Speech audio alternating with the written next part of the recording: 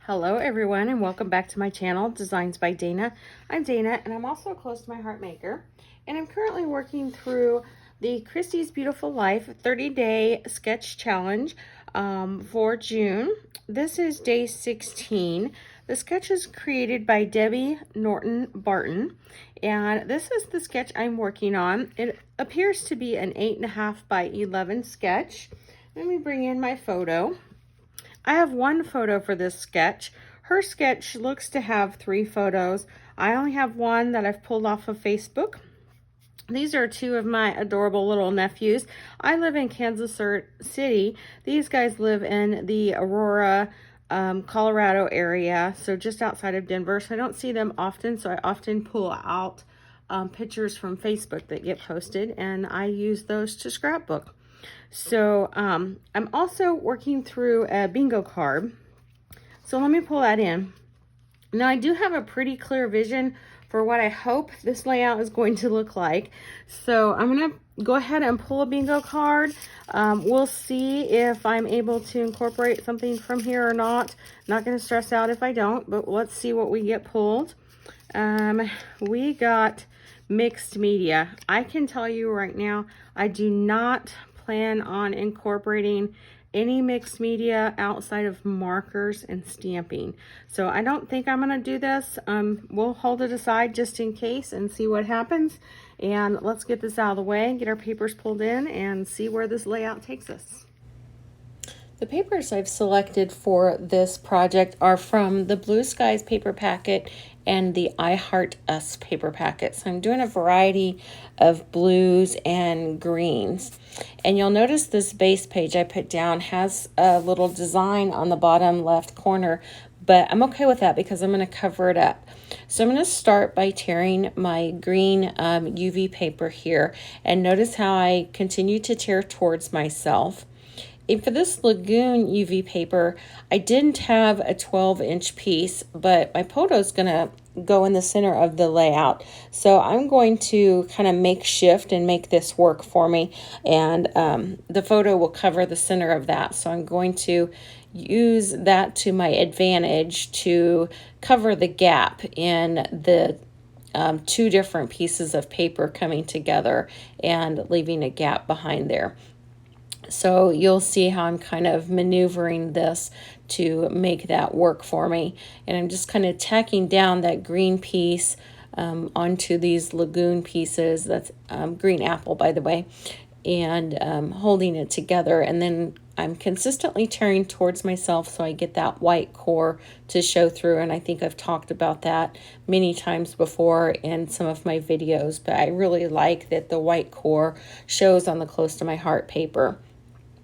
So that's going to come together really nicely. And once I put my picture down on top of that, you can't tell that there's a separation in that paper at all. And you can see that that lower right hand or left hand corner is covered up. So that worked out perfectly. And then I'm putting down some other pieces of blues and greens as well. And I'm going to tear those, which was inspired by the sketch also. And you'll see that I'm kind of thinking about how I'm going to hold my paper and make sure that my tearing is going to look in the right direction. So I consciously make sure that I'm paying attention to that. So the white core is going to show through in the right direction for each tear.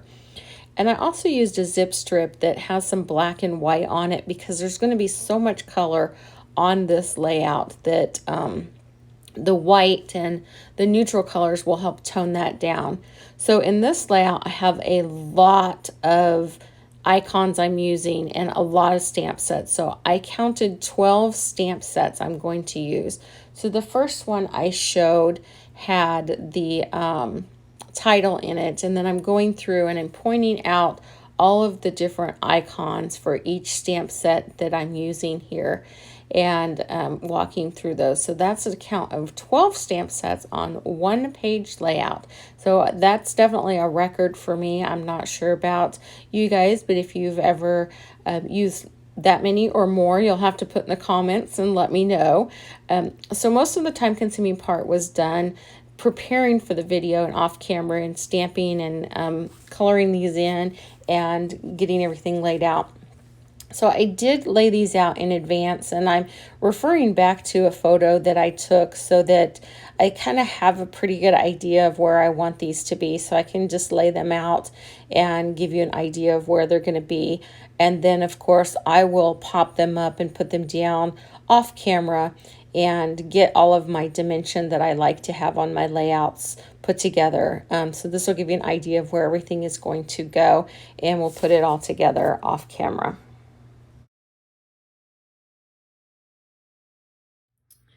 Okay, so I have managed to use all of my stamped embellishments on this layout, and I probably could have gone without a few, but I was just bound and determined because I stamped them all and cut them all out that I wanted all of them on here. So I invite you to add comments and tell me what you think about this. Is it over embellished, or what your opinion is, because there's a lot on here.